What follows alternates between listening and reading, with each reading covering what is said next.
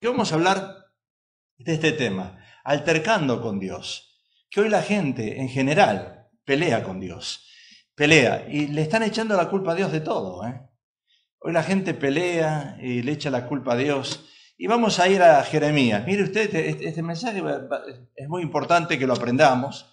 En Jeremías capítulo 18, el profeta dice ahí, 18:6, Jeremías 18:6, no podré yo hacer de vosotros como este alfarero. Le está hablando a Estados Unidos. En el 9/11, que estamos celebrando ayer 20 años de esa destrucción de las torres, le está hablando a Estados Unidos. Y yo no voy a otros países porque Dios le habla a todos los países, pero estamos en Estados Unidos.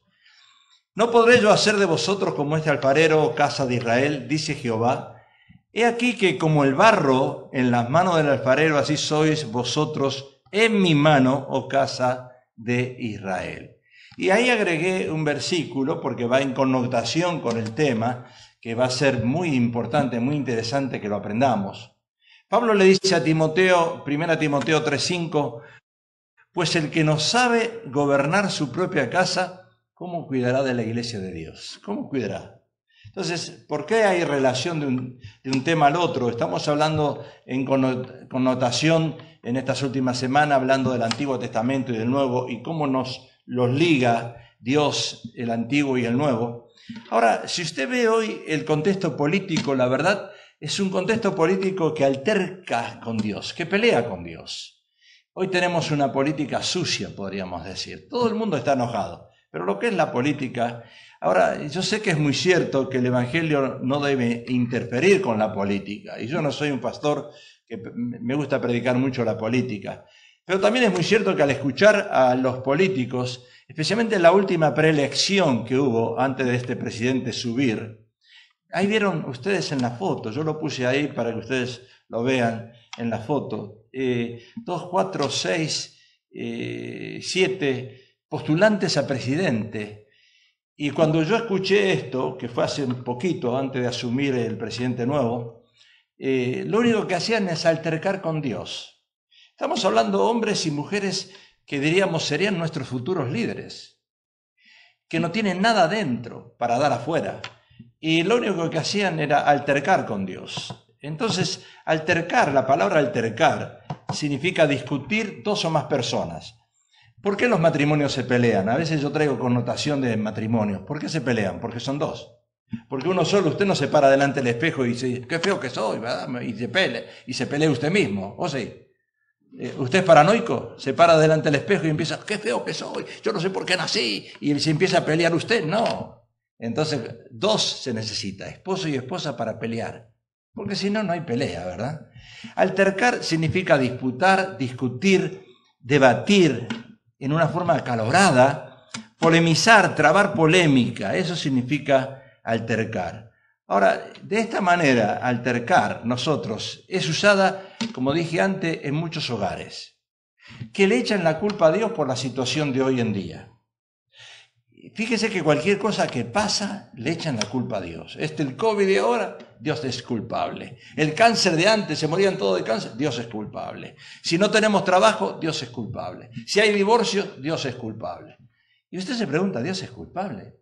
Si Dios, que es espíritu, lo miráramos hoy en una forma literal, estaría llorando Dios. Estaría aquí llorando. ¿Por qué me echan la culpa a mí? ¿Y por qué altercan conmigo? O sea, la Biblia, si usted sabe, la Biblia no es para discutir, es para vivirla. Por eso hoy tenemos problemas de religiones que están altercando unas con otras, discutiendo. Pero no es para discutir la Biblia, sino para vivirla. Es un estilo de vida. No es una religión que yo acepté a Cristo y ya tengo una religión nueva. No, es una forma de caminar con Cristo, es un estilo de vida. Entonces, yo quiero darles un ejemplo, ¿verdad? Siempre se los doy a veces, pero ahí les quiero dar un ejemplo diferente. Por ejemplo, un ejemplo de los piojos. ¿Se acuerdan de los piojos cuando tenías piojos en la cabeza? Cuando estábamos en nuestros países, en Guatemala, en Argentina, en Honduras, en El Salvador, en México. ¿Verdad que ahí los piojos se acostumbran a estar? Bueno, acá también en Estados Unidos, los piojos. Ahora, los piojos a menudo entran en la lana de las ovejas. ¿Vieron las ovejas? ¿Por qué los pastores las cuidan? Los piojos se meten en la lana de las ovejas. Yo estoy tratando de visualizar esto y de que usted interprete espiritualmente y literal las dos cosas. Cuando llegan cerca de la cabeza los piojos de las ovejas, hacen una madriguera cerca de las orejas y los matan a las ovejas, los piojos. Entonces los antiguos pastores, ¿qué hacían? Vertían aceite en la cabeza de las ovejas, y el aceite hacía imposible que los piojos, claro, pues se resbalaban, llegaran cerca de las orejas de las ovejas, porque la lana se iba a convertir en resbaladiza, entonces los piojos no llegaban, las ovejas se salvaban de morir. Hoy a nosotros nos toca, como pastores, vertir aceite en la cabeza de muchas ovejas. ¿Pero por qué? Porque hay ovejas que esos son piojos doctrinales, llevados por vientos de doctrinas. Hoy en este altercado con Dios hay un altercado doctrinal. Hoy nos peleamos una iglesia con otra por las doctrinas. Y hoy esos piojos quieren llegar a nuestra cabeza y destruirnos. ¿Por qué? Porque quieren matar la esencia de lo que es la Biblia, la palabra de Dios. Hoy en día se interpreta la Biblia de una manera completamente diferente a como se tiene que interpretar. Y la Biblia no se discute, se vive como dije antes, ¿verdad? En la política existen dos partidos, sabemos que existen dos partidos, demócratas y republicanos. Y ellos, a pesar de estar de acuerdo, muestran un desacuerdo. Escuchen, estamos en una nación que 50 años atrás estos dos partidos políticos estaban casi unidos. Estoy hablando 50 años atrás. Ahora están divididos. Hoy en día ocurre lo mismo en las iglesias. No se interpreta la palabra de Dios y no se discute. ¿Y por qué vamos a discutir? Cuando usted lee la palabra de Dios y usted no la entiende, va a altercar con Dios. Y eso es lo que está pasando en muchas iglesias, que no se predica la palabra correctamente y la gente, las ovejas, altercan con Dios, se enojan con Dios. Ahora, ¿por qué yo puse el versículo de Pablo a Timoteo? La advertencia, escuche, porque esto es muy importante y esto le va a abrir a usted los ojos como me lo abrió a mí 44 años atrás cuando conocí al Señor. Dice Pablo, cuidado con gobiernos neófitos. Escuche esto, porque esto es bíblico y esto es presente. Cuidado con gobiernos neófitos. Dice en 1 Timoteo 3:5, el que no sabe gobernar su propia casa, ¿cómo cuidará de la iglesia de Dios? Y esto es en líneas generales, Y ahora usa la palabra no un neófito, no sea que envaneciéndose, o sea que el orgullo, caiga en la condenación del diablo. Ahora, yo voy a explicar un poquitito el contexto de lo que significa neófito. Neófito en religión, en contexto religión, significa persona recién convertida a una religión. Persona recién convertida a una religión. Ahora, acá dice Pablo, el que no sabe gobernar su propia casa, ¿cómo va a cuidar de la iglesia? 44 años atrás, este hombre que está acá parado aceptó a Cristo, junto con la pastora, aceptamos a Cristo. Al año de estar en la iglesia, nos nombraron, en una iglesia grande, en el valle, nos nombraron diáconos a la pastora y a mi persona. Y yo no sabía ni lo que era diácono. Y diácono es un servidor, y nos pusieron a ministrar en una célula, enseñando la palabra de Dios al año de convertido. Porque yo desconocía, y creo que el pastor también desconocía esta palabra neófito. Escuche, yo no quiero ofender a nadie, porque cuando prediqué y usé esta palabra, no el mismo mensaje, pero usé la misma palabra en un mensaje, muchos en la iglesia se me ofendieron. Porque piensan que es un insulto. No, no es un insulto. Acá dice la palabra persona recién convertida a una religión. Qué importante, ¿verdad? ¿Cómo el pastor me pone a mí, que soy nuevo en el Señor, a dirigir una célula? Un estudio bíblico, no era una célula, era un estudio bíblico. Está bien que yo estudiaba la palabra, me convertí, me metí de lleno en el Señor, estudiando y todo. Pero acá dice un neófito. Ayer estábamos celebrando el cumpleaños con nuestros hijos en casa. Estaba hablando con uno de ellos. Él tiene un pastor de 40 años. El pastor que donde él va tiene 40 años de edad. Me pregunta, papá, ¿a qué edad empezaste a predicar? ¿Empezaste a ser pastor? Le dije a los 48. Y le digo, el pastor que tienes tú es muy joven. Me dice, no, no es joven. Él conoce la palabra y predica bien. Que conozca la palabra y predica bien no significa que no siga siendo un neófito. Y él no entendía por qué se lo decía.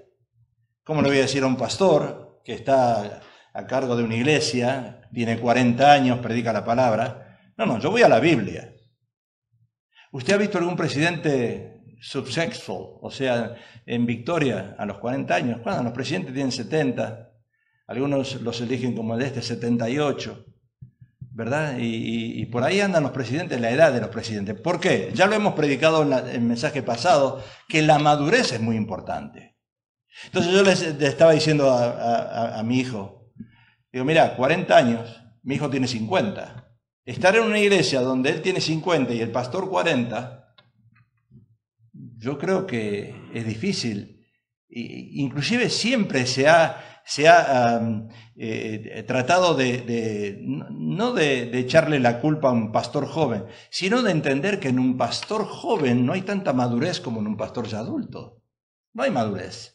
Entonces, si usted va a una iglesia y usted tiene 50 años, 60, y el pastor tiene 40, usted lo va a considerar como si fuera su hijo espiritual. Él me está enseñando a mí. Sí, está hablando bien la palabra, pero no deja de ser un neófito, hablando en el contexto de liderazgo. Ahora usted me dirá, pero pastor, ¿usted tiene base bíblica en decir esto? Claro que tengo base bíblica.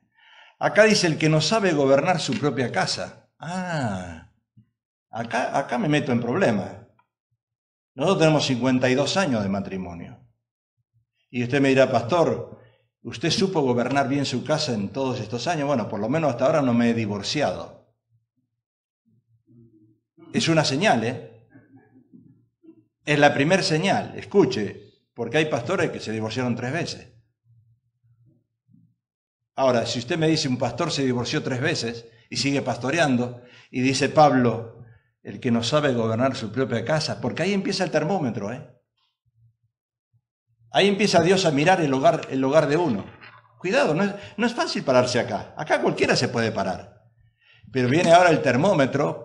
Bueno, te vamos a poner acá el hisopo para ver si tienes COVID, ¿verdad? Adentro ahí. A ver si tienes COVID. ¿Saliste negativo? ¿Saliste positivo? Dios está mirando tu hogar. Dios mira el hogar de los pastores. Y usted dirá, pastor, usted tuvo 52 años, 44 de conocer al Señor, ¿un hogar en orden? Yo no le puedo decir que tuve un hogar en orden, 100%, porque ¿quién? Nadie. Lo único que puedo decir es que yo todavía no me divorcié. ¿Es una señal esa? ¿Es una señal? Creo, no sé. Es una señal. Porque hoy a la gente no le interesa. Van a las iglesias y hay pastores ahí que 3, 4 veces se divorciaron. Y ahí se quedan. Y yo no estoy hablando de una restauración en el hombre o la mujer de Dios. Estoy hablando en lo que Pablo está diciendo. Pablo lo relaciona al gobierno y alineamiento del hogar. Escuche, las cosas de Dios son muy importantes. El alineamiento en el hogar que habla Pablo es el esposo, esposa e hijos. ¿Qué pasó acá? Pero en mi casa mando yo, dice la mujer. Tómelo espiritualmente, no quiero ofender a nadie, pero usted tómelo espiritualmente hablando. Dios pone un termómetro en su casa, o un termostato, llámenle lo que lo quiere decirle, y él mira, él ve lo que pasa en el hogar, y dice, ¿quién gobierna esta casa? ¿El hombre? ¿No? ¿Quién gobierna esta casa? ¿La mujer? Tampoco. Casi. ¿Quién gobierna esta casa? Los hijos. Los hijos gobiernan esta casa. Wow. O sea que Pablo dice, si un neófito no tiene su hogar en orden, ¿cómo va a liderar en la iglesia? ¿Cómo va a ser un líder? Bueno, hablando de este pastor joven que tiene 40 años, yo no estoy culpándolo ni sé cómo él vive en el hogar. Solamente estoy diciendo la falta de experiencia. Pero Dios sí sabe el hogar. Ahora, ¿cómo un pastor o un líder puede estar aquí parado si tiene un hogar en desorden. ¿Usted me está entendiendo o no me está entendiendo? Está entendiendo lo que estoy tratando de decir, ¿verdad? Ahora, yo considero que el error garrafal del pastor, el primero que yo tuve en la iglesia, cuando me puso a liderar, ¿saben lo que significa a usted al año de convertido? Al año de ponerlo al frente de un estudio liderando, cuando yo era un neófito. Escuche, ¿qué le pasa a un pastor joven si tiene successful en su iglesia? La iglesia que es un pastor joven. Dice la Biblia que el orgullo lo toma. Haga así conmigo. Qué bueno que soy, diga. Diga, qué bueno que soy, ¿verdad? Así. Wow, mira cómo está creciendo mi negocio. Porque así es la juventud, así somos, ¿verdad, Dani? ¿Verdad, Dani, que somos así, los jóvenes? ¡Ah, qué bueno! Y yo como canto, ni Marcos Witt canta como yo. ¡Ah! Por eso Pablo dice, no un neófito, no un joven, porque se va a enorgullecer. En el fútbol triunfan los jóvenes. Y miren los jóvenes cuando triunfan. Se creen que son todos Maradona, se creen que son todos Messi, y se creen que todos tienen que ganar buen dinero porque ellos son mejor. El orgullo existe en toda clase de personas, pero más en la juventud. Y más cuando estás liderando una iglesia. Y Dios sigue mirando todos los días tu hogar, Cuidado, no es que un día, no, pero ahora se arreglaron las cosas. Sí, momentito. Ahora, en Gálatas el apóstol Pablo dice algo que es importante. Escuche, estamos viendo la imagen de un hombre de Dios, como es Pablo, el apóstol. Y él dice algo. Pero cuando agradó a Dios que me apartó desde el vientre. ¿Todos los pastores son apartados del vientre? ¿Todos los líderes son apartados del vientre de la madre? No, no todos. No todos. Cuidado, acá lo dice. Cuando agradó a Dios que me apartó del vientre de mi madre y me llamó por su gracia. Es honesto este hombre. Este hombre, si lo tuviéramos acá, después de Dios está el apóstol Pablo. Es honesto, es honesto. Me llamó por su gracia, revelar a su Hijo en mí, para que yo le predicase a los gentiles, a nosotros, a los pecadores, no a los judíos, a nosotros. No consulté enseguida con carne y sangre, ni subí a Jerusalén. Escuche, esto es bíblico, esto es importante. Mire lo que dice Pablo. No consulté enseguida con carne y sangre, ni subí a Jerusalén a los que eran 12 apóstoles. Él era un apóstol abortivo. No fue a visitar a los apóstoles. El llamado de él fue separado a los apóstoles. Antes que yo, sino que fui a Arabia y volví de nuevo a Damasco. Después, pasado 3 años, subí a Jerusalén para ver a Pedro. Justo a Pedro fue a ver, ¿verdad? Y permanecí con él 15 días. O sea que acá vemos algo muy importante. Cuando agradó a Dios que me apartó desde el vientre de mi madre y me llamó por su gracia. Escuche. Yo quiero entenderlo esto en mi persona. Porque yo tenía un negocio y lo tuve que dejar para servir a Dios. Y no es fácil dejar un negocio para servir a Dios. Y me decían a mí, pero pastor, mi familia me decía, ¿cómo vas a dejar esto que te deja dinero por esto que no te deja dinero? Porque algunos piensan que estar en el pastorado uno se llena de dinero, de plata. Y es mentira del diablo. Así te mira la gente de afuera. Y a mí mi familia me decía, ¿cómo vas a dejar tu negocio que te está dando miles de dólares por servir a Dios? Y yo no sabía que desde el vientre de mi madre Dios me había escogido.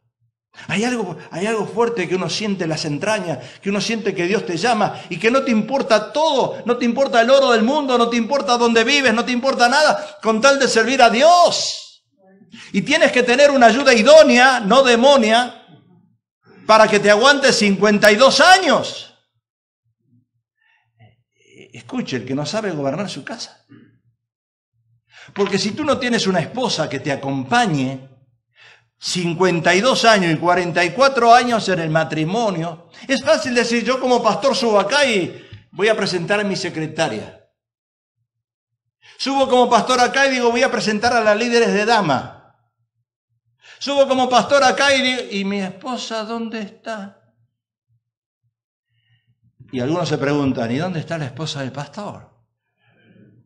Es una pregunta que todos se hacen. Para mí es una bendición tener a mi esposa 44 años en el ministerio, 52 de casado y todavía tenerla a mi lado. Y digo, Señor, me apartaste del vientre de mi madre. Claro, las cenizas de mi madre, mi madre falleció en Argentina y las cenizas están en Italia. Volaron lejos. Pero parte de sus entrañas, ahí yo nací y ahí fui apartado. Y Pablo había sido apartado por Dios para llevar a cabo un propósito especial. Escuche, Dios no lo aparta a usted para ir a vender marionetas en el MacArthur Park. No, Dios cuando nos aparta, que nos escoge, nos aparta para un propósito especial. Y hay un tiempo, claro que hay un tiempo, pero hay un plan de Dios. Pablo era para predicarle a los paganos, a los impíos, a los que nos conocían a Dios de nada. Usted y yo éramos paganos, gentiles. Y dice el apóstol Pablo, ni subí a Jerusalén. Mire qué honesto, porque hoy en el contexto político-religioso, una persona que me nombra pastor, la primera cosa que quiero ver yo es a mi supervisor. Y después quiero ver a mi presidente porque quiero hacer comunión con él para que me pongan un puesto de liderazgo. Me parece que usted no está entendiendo lo que quiero decir, pero no importa. Pablo dice, ni subí a Jerusalén para ver a los discípulos, a los que eran apóstoles, sino que fui a Arabia y volví de nuevo a Damasco. Pablo no había estado con los 12 discípulos del Señor para tener esa revelación. La revelación vino directamente de Dios. ¿Por qué Dios no se lo reveló a los 12 discípulos? Se lo reveló a Pablo porque tenía un plan especial. Escucha, es muy importante esto, porque a veces mezclamos todo nosotros. Ay, pero la gente está toda sentada, nadie hace nada. Claro, es que ¿cómo van a hacer algo si Dios no te lo revela? Si Dios no te lo muestra. Cuando el Señor puso eso en mi vida, escuchen, yo era un ateo, yo era un necio, yo no creía en Dios. Y Dios me dijo, un momentito, te voy a apartar. Y eso es lo que hizo. Ahora, ¿cómo podía el apóstol Pablo viajar en aquel tiempo, tanto tiempo? Fui a Arabia y volví de nuevo a Damasco. Ah, sí, yo me fui a la China y me fui a Japón. Hoy en día, usted quiere viajar hoy, tiene que tomar aviones de un lado para el otro para viajar. ¿Cómo viajó el apóstol Pablo en aquel tiempo? Después dice, subí a Jerusalén para ver a Pedro y permanecí con él 15 días. Después de 3 años, o sea, 1095 días, después de 1095 días se encontró Pablo con Pedro en Jerusalén. Y allí seguramente Pablo le reveló y le dijo a Pedro, ¿sabes que yo tuve una revelación de Dios? Yo tuve una revelación de Dios. Y dice la palabra, pero no vi a ningún otro de los apóstoles, sino a Jacobo, el hermano del Señor. En esto que os escribo aquí delante de Dios que no miento. Esto que dice el apóstol Pablo, nosotros no podemos jurar, pero sí podemos decir esto. Delante de Dios yo te digo que no miento. Mira lo que dice.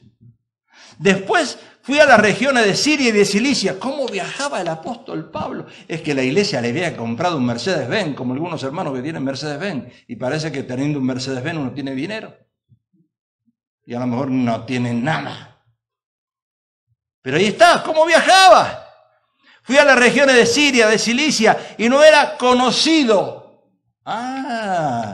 Acá me está mostrando una humildad de este hombre tremenda, porque hoy hay pastores y ministerios que quieren ser reconocidos, que quieren estar en las redes, que quieren tener más de 10.000 personas en las iglesias, y eso Dios no lo mira eso. A Dios no le importa la cantidad, le importa la calidad. No era conocido de vista a las iglesias de Judea, que eran en Cristo, solamente oían decir aquel que en otro tiempo nos perseguía. Pablo era perseguidor de la iglesia. Ahora predica la fe que en otro tiempo asolaba y glorificaban a Dios en mí. O sea que Dios lo prepara al apóstol Pablo que fuese un apóstol a los gentiles. ¿Sabe lo que significa un apóstol? Una persona que abre obras. Hoy en día se le pone títulos a todos. ¿verdad? Los 4 o 5 ministerios de Efesios. Y este es el apóstol. Hay apóstoles que están sentados en su casa mirando televisión y igual lo llaman apóstol. Pero el apóstol es el que abre obra, no el que está sentado mirando televisión en la casa. Sin embargo, acá lo dice Pablo. Dios preparó a Pablo para que fuese apóstol. Y Pablo conoció a Jesús en la gloria de su resurrección. Y fue después de esto cuando investigó su humanidad perfecta. Él tuvo un encuentro personal con el Señor. Si nosotros no tenemos un encuentro personal con el Señor, ¿qué estamos haciendo acá? Nos falta algo. Nos falta Cristo. Nos falta ese encuentro personal con el Señor. No somos parte de una religión, de un contexto, de una iglesia. No, si yo no tengo un encuentro personal con Cristo, algo me falta. Y me gusta el versículo 20. En esto escribo, he aquí delante de Dios que no miento. Ahora escuche, un verdadero pastor o mensajero de Jesucristo no puede predicar un evangelio hereje, o sea, contrario a lo que la Biblia dice. ¿Y cómo hoy se queda mucha gente con pastores herejes? Y no estoy ofendiendo a nadie, solamente le estoy abriendo la mente. ¿Cómo usted puede quedarse ahí en las redes? ¿Cómo usted puede quedarse en una iglesia, como dije antes, verdad? Pero el pastor se divorció 3 veces, pero fue culpa de la esposa. Sí, en la Biblia encontramos una mujer que 5 veces, 5 maridos tuvo. Y el que tiene no es tu marido. ¡Uy! Y hoy ministramos, y hoy servimos, y hoy... Pero dice Pablo, el que no sabe gobernar su casa. Escuche, iglesia, hay que mirar la casa de uno. Hay que mirar el hogar. Cuidado con inventar argumentos y querer decirle a la Biblia lo que la Biblia no dice. Después de esto, dice Pablo, fui a las regiones de Siria y de Cilicia. Más de 2000 kilómetros en burro habrá ido.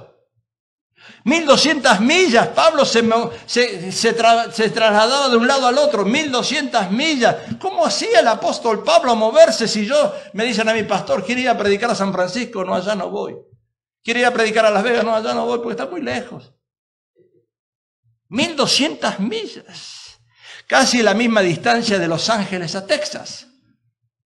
Si usted no tiene un avión, no va a Texas. Pero él no tenía avión. Él tenía un llamado. Él tenía un llamado. Y no era conocido a la vista de las iglesias de Judea, que eran de Cristo solamente, oían decir, aquel que en otro tiempo nos perseguía. ¿Cómo puede ser este? Este mataba a cristianos antes. Ahora predica la fe, que en otro tiempo asolaba y glorificaban a Dios en mí. O sea que Pablo era un hacedor de la palabra y no solamente un oidor. Ahí está la gran diferencia. Cuando el Espíritu Santo lo visitó a él camino a Damasco, él empezó a ser un hacedor y un oidor y un hacedor. Usted me dirá, pastor, a mí me gusta venir todos los domingos a la iglesia. Pero usted como entra, sale. Usted escucha el mensaje, pero no hace nada durante la semana. Ay, qué lindo que es ir el domingo. Pero pastor, por favor, no tenga el servicio a las 8, más bien a las 11, 12, porque yo quiero dormir a la mañana. Así tenemos la iglesia hoy en día. Las iglesias están así. Pablo era un hacedor de la palabra, no un oidor. Y esto hizo que muchos oyeran sin conocerlo. Sin conocerlo. Por eso usted cuando va a las redes, usted tiene que investigar quién realmente está gobernando bien su casa. No quién realmente predica bien. ¿Qué le importa a usted si predica bien, si tiene un hogar en desorden? O sea que Pablo no altercaba con Dios, solo se propuso predicar la fe. Gálatas 1:13 dice, porque ya habéis oído acerca de mi conducta en otro tiempo en el judaísmo, que perseguía sobremanera a las iglesias de Dios y las asolaba. Y en el judaísmo aventajaba a muchos de mis contemporáneos, en mi oración, siendo mucho más celoso de las radicaciones de mis padres. Aquel que en otro tiempo nos perseguía, ahora predica la fe que en otro tiempo asolaba.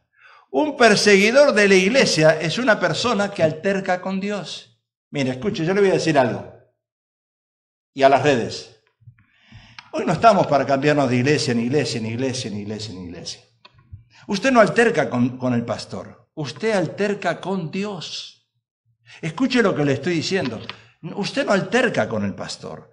Usted alterca con Dios, a menos que esté en un lugar que que no se predique la sana doctrina. Pero la gente está desconforme de todo. Está desconforme de todo. Antes que no estaba el COVID me moría de cáncer. Antes del cáncer me moría de otra cosa. Pero ahora es el COVID, me mata el COVID. Ahora estoy en Estados Unidos. Teníamos un presidente que era muy duro. Ahora tenemos un presidente que no sabe lo que está haciendo.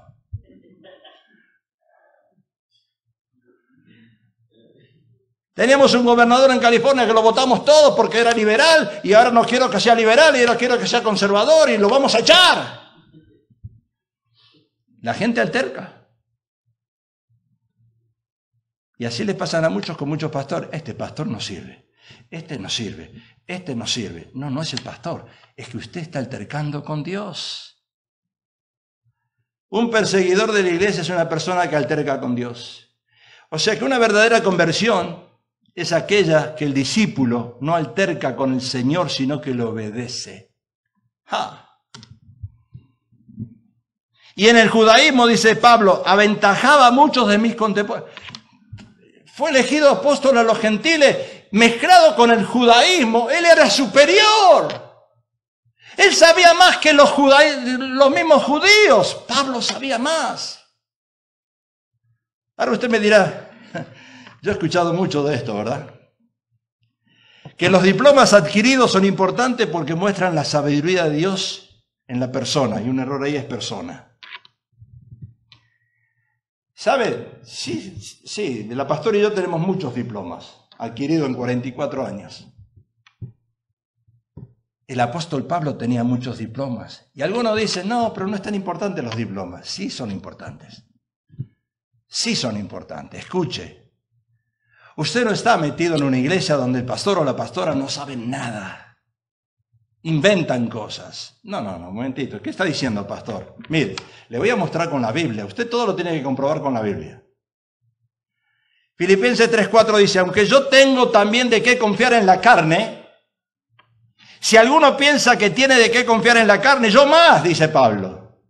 Circuncidado al 8º día, del linaje de Israel, de la tribu de Benjamín, hebreo de hebreos, en cuanto a la ley fariseo, en cuanto al celo perseguidor de la iglesia, en cuanto a la justicia que es en la ley irreprensible. Pero ¿cuántas cosas eran esos diplomas? ¡Ja! ¿Eran importantes los diplomas? ¡Sí! Lo que no era importante es darle tanto mérito a esos diplomas, sino a lo que era el hombre de Dios. Pero los diplomas son importantes. Ah, ¿no? Pregúntele a los jóvenes hoy en día. Si no tienen degree de acá, degree de acá, degree de acá. ¿Dónde te vas a graduar? Oh, en el Harvard, en el college. ¿Por qué? Porque el degree del Harvard es mejor que el degree de acá. Y salen todos ignorantes, pero no importa. La juventud se le hace ignorante. Neófitos, pero se graduaron en Harvard. O sea, el diploma sí es importante, como uno estudia. Escuche, los diplomas que Dios nos dio a nosotros no fueron de casualidad, fueron de estudio. De estudio. Pero claro que uno no le da importancia a esos diplomas, pero la congregación sí le tiene que dar importancia porque usted está escuchando a alguien que estudió la palabra, no que la inventa.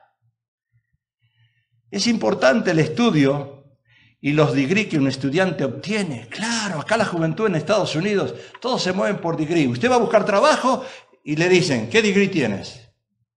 Y de acuerdo a tu degree, te dan el salario. Si no, no te dan nada. Degree significa conocimiento de la materia que estás aplicando. Por eso debemos tener cuidado en criticar y juzgar a un científico. A mí me molesta. Sí, yo con este viejito no estoy muy de acuerdo, lo critico, pero escuche, este hombre que está ahora tratando de ayudarnos con el COVID, es un científico. Estudió. Yo no sé nada. Yo no sé nada. Él sí sabe.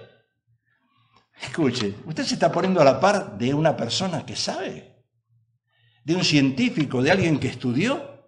Debemos tener cuidado en criticar y juzgar a un científico o a un profesional por su degree. Porque estudió. Ahora, que a usted no le caiga en gracia es otra cosa. El apóstol Pablo muestra la diferencia. ¿Cuántas cosas eran para mí ganancia? Esos diplomas. ¿Cuántas cosas eran para mí ganancia? Ahora las estimo por pérdidas, pero por amor a Cristo. ¿De qué sirve de que usted tenga muchos diplomas colgados, muchos degrees y no está haciendo nada para Dios? No sirve para nada. Y esto no quiere decir, como dije antes, que no es importante estudiar, sino que es más importante, como decía Pablo, aplicar sus diplomas para predicar a Jesucristo. Si tú estudiaste y tienes conocimiento, aplícalo ahora, úsalo, comienza a predicar la palabra, comienza a vivir por la palabra. Ahora, ¿qué tenemos que hacer para dejar de altercar con Dios? Porque ese es el problema. ¿Qué tengo que hacer yo para dejar de pelear con Dios? Debemos dejar entonces de altercar completamente con Dios. No es culpable, diga, Dios no es culpable. Dile al que está al lado tuyo, Dios no es culpable de tu fracaso matrimonial.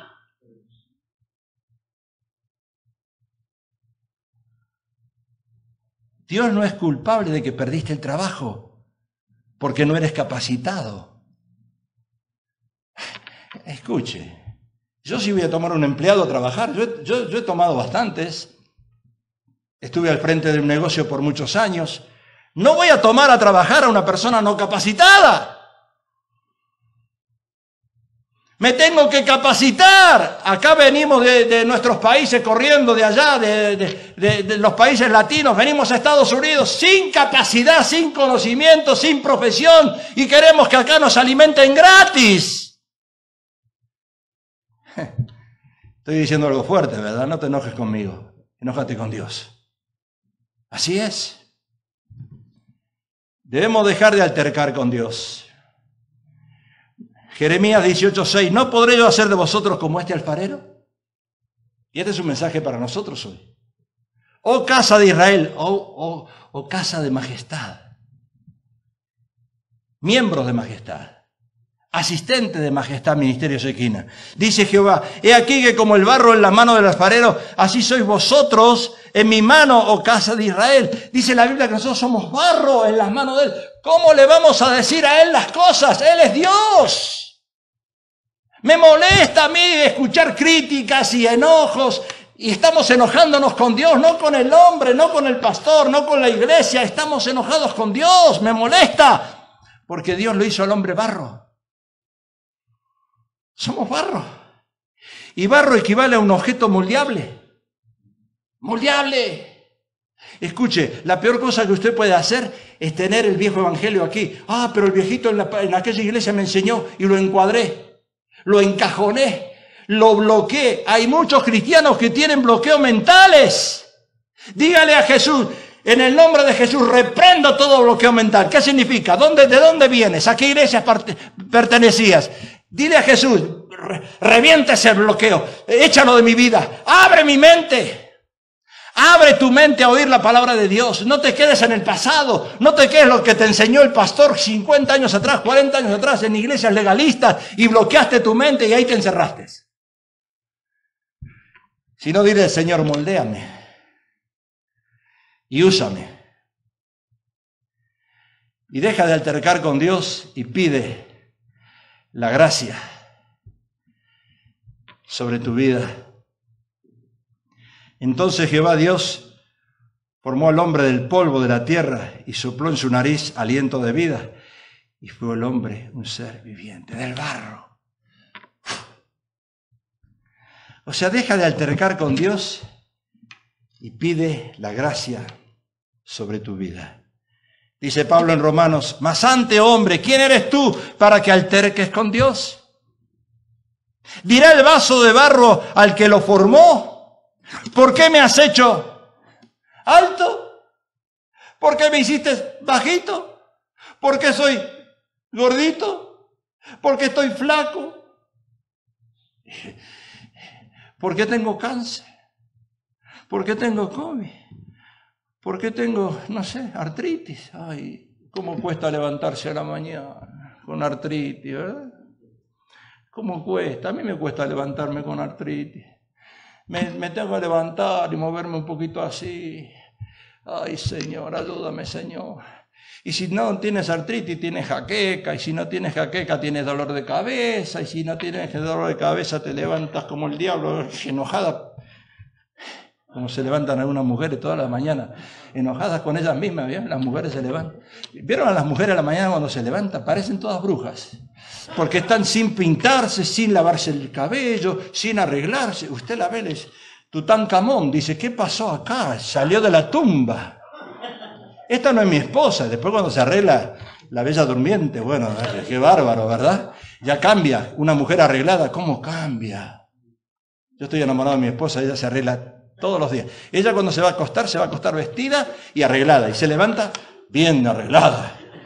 Porque ella quiere que yo la vea arreglada a la mañana. Y no, se imaginan cuando la veo despeinada, desarreglada y con dolores de todos lados. Yo dije, con esta me casé yo no me casé con esta.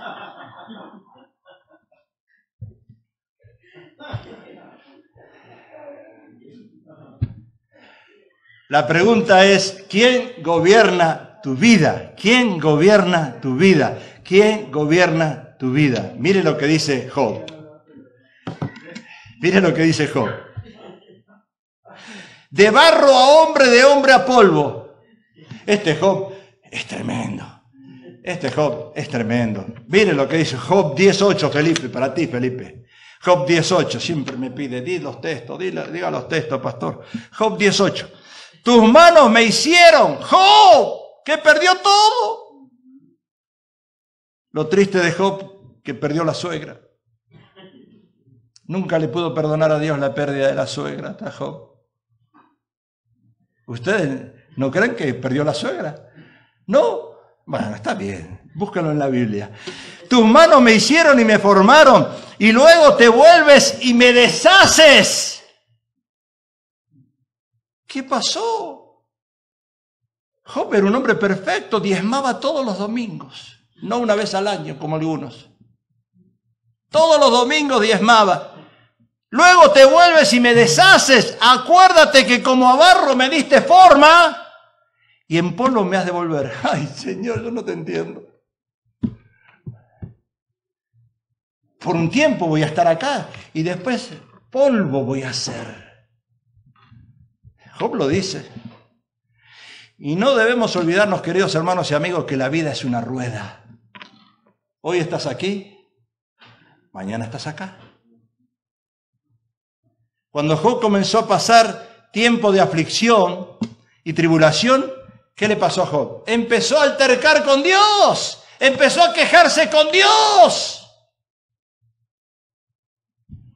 O sea que la vida es una rueda y el alfarero la hace girar a su manera. Algunos estamos arriba, algunos estamos abajo. En momentos de tu vida tienes dinero, en momentos no tienes dinero, pero si no tienes dinero eso no te limita a darle a Dios, porque el diezmo es diezmo siempre. Tampoco debemos olvidarnos que en polvo vamos a terminar. En polvo vamos a terminar. Y debemos de dejar de altercar con Dios y pedirle la gracia, como dice Jeremías. ¿No podré yo hacer de vosotros como este alfarero? Cuidado con dejar en las manos de líderes neófitos la conducción de una iglesia. Pablo dice, no impongas con ligereza las manos. Escuche, yo pasé las de Caín. Gracias, hermano Danilo, por orar y Dios te dio sabiduría. ¿De dónde pasamos nosotros? Y la hermana Cristina que está acá es testigo. Sí, pero ¿sabes qué error? Muchas veces lo he cometido porque me emociono. Me emociono cuando me prometen y nos veo aquí arriba todos. Me dicen, pastor, mire qué grupo. Y el domingo que viene no llegan porque se van a otra iglesia. Y yo he puesto las manos con ligereza en muchos casos. Y he considerado líderes en muchos casos erróneamente por no saber esperar. Mire, usted cuando se casa una sola vez en la vida. Y si usted toma una mala decisión, se arruinó para toda la vida. ¿Y por qué tomamos malas decisiones? Porque no sabemos esperar. ¿Y qué es esperar? voy a la casa del novio, voy a la casa de la novia y voy a ver el estilo de vida de él o de ella. Voy a ver cómo vive, voy a ver cómo come, voy a ver lo que gana, voy a ver cuál es su trabajo, voy a ver cómo duerme, voy a ver si respeta a los padres, voy a ver si respeta a la madre, voy a ver si realmente es un hijo de Dios verdadero. No me voy a comprometer con una persona que me dice I love you.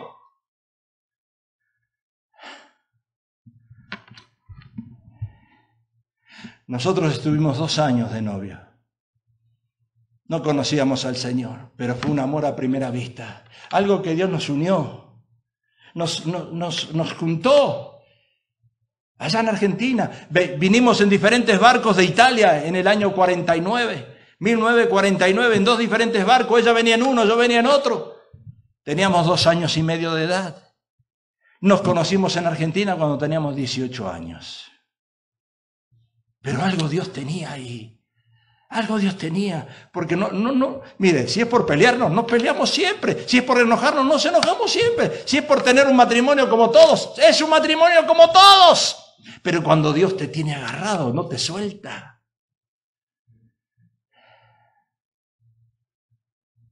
Y tú ya no empiezas a mirar a tu esposa como tu esposa, la empiezas a mirar como una hija de Dios, como una sierva de Jesucristo.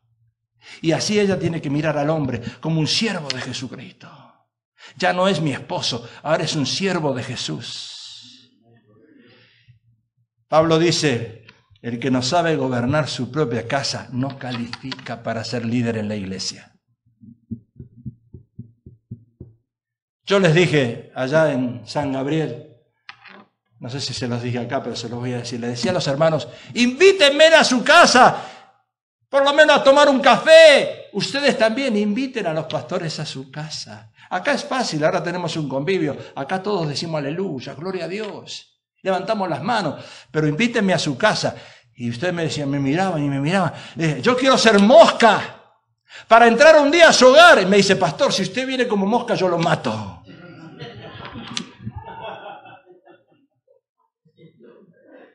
Y ahora en la iglesia en casa todos los jueves tenemos la visita de una mosca. ¡No visita esa mosca! ¿Quién la trae? Todos los jueves tenemos una mosca de visita. Belcebú, príncipe de los demonios, viene a escuchar que ahí se mueve el Espíritu de Dios en iglesia en casa los jueves. Y usted se lo está perdiendo.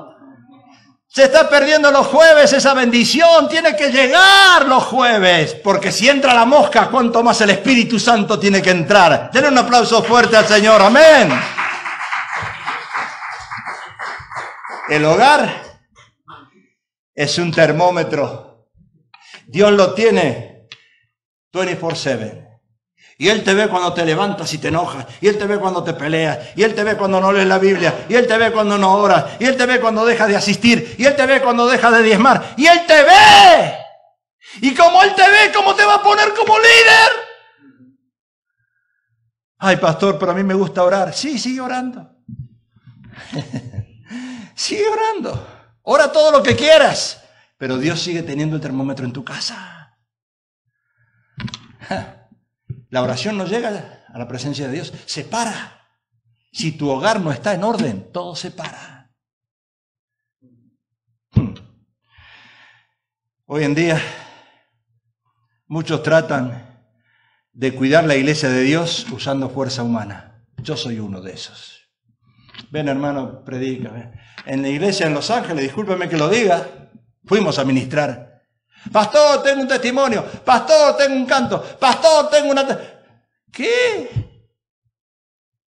Escuche, este es un lugar sagrado, santificado. No que yo sea santo, el lugar es santo. No, estos instrumentos son santificados. No es que cualquiera los tome y toque. Si no invitamos a Elvis Presley, le oramos y que resucite de los muertos. Lea la Biblia. Estos son instrumentos santificados. Que yo ame al hermano, a la hermana, qué lindo, yo los amo. Pero si en su casa no está en orden, ¿cómo los voy a poner a tocar?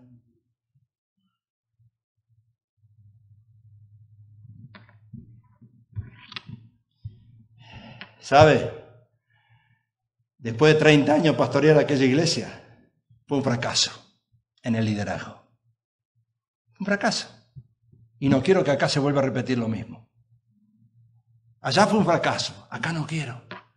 No estoy en la misma disposición. Por eso, yo le decía ayer a mi hijo, un pastor a los 40 años es un neófito. Yo no tengo 40, ahora tengo 74.